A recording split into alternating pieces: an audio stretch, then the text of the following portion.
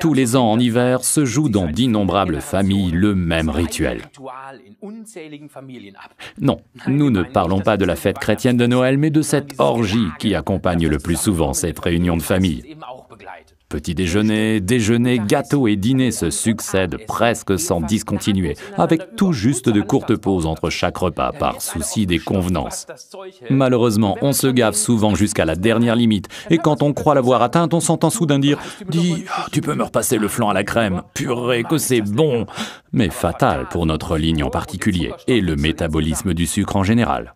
Parce qu'il en est ainsi en Europe depuis de nombreux siècles, l'homme a cherché dans la nature un remède pour limiter les effets négatifs de cette gloutonnerie et a trouvé une herbe dont l'odeur est presque un symbole de la période hivernale, la cannelle. Oui, c'est vrai, car la cannelle a bien d'autres qualités que celle d'être simplement délicieuse. Elle nous réchauffe de l'intérieur et stimule la digestion et le métabolisme. Cela aide à assimiler toutes ces calories. Les étoiles de cannelle ont donc un arrière-plan bien établi. C'est pourquoi il est recommandé de boire Forever Blossom Herbal Tea, dont la cannelle est le principal ingrédient, avec l'article numéro 49. À chaque fois qu'on veut remédier aux effets d'une période de jeûne, ou bien ceux d'un régime ordinaire, ou encore quand il ne s'agit plus vraiment de se restreindre.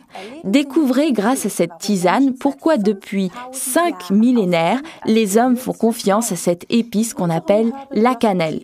Dans notre tisane Herbal Blossom, seule la saine et très onéreuse cannelle de Ceylan est utilisée. En effet, il existe aussi la casse de Chine. Très bon marché, mais moins bénéfique pour l'organisme. D'ailleurs, on la trouve souvent en prêt à commencer. Alors il faut mieux rester en bonne santé en faisant soi-même ses gâteaux. Mais voilà, maintenant l'ingrédient principal qui donne son nom au Aloe Blossom Herbal Tea, les fleurs de l'aloès. Ces fleurs légèrement basiques sont les bienvenues après une journée stressante et saturée en acidité. Mais en ce qui concerne cette tisane, la sagesse des plantes est loin d'être épuisée, car dans les sachets fermés hermétiquement se trouvent des zestes d'orange odorants, des clous de girofle, des feuilles de ronces, du fenouil, du gingembre, de la cardamome et de la camomille.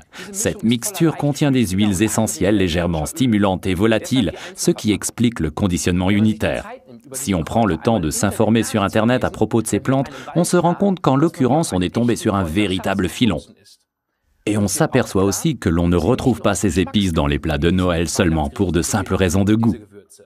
C'est pourquoi l'Aloe Vera Blossom Tea, article numéro 49, est stimulant, même sans caféine. Sur l'emballage, on indique un sachet par tasse. Ceux qui aiment un goût intense y trouveront leur bonheur. Mais nous deux préférons la boire dans 1 litre d'eau. On peut le mettre sur le feu le matin et le boire froid sans problème dans la journée. Dans les mois chauds d'été, on peut en faire un délicieux punch aux fruits avec un mélange aux myrtilles ou aux framboises congelées qu'on peut trouver au supermarché. C'est exactement ce qu'il faut pour votre prochaine fête en plein air.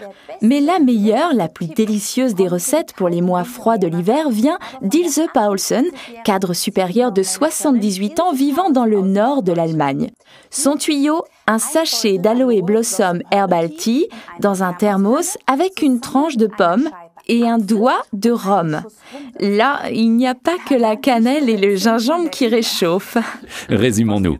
Grâce à sa mixture de plantes, l'Aloe Blossom Herbal Tea référence 49 stimule le métabolisme sans caféine. Il accompagne les régimes ou après de grandes bouffes. Avec 1 litre d'eau, il prévient la déshydratation et dans cette combinaison, il est aussi très bon pour la peau.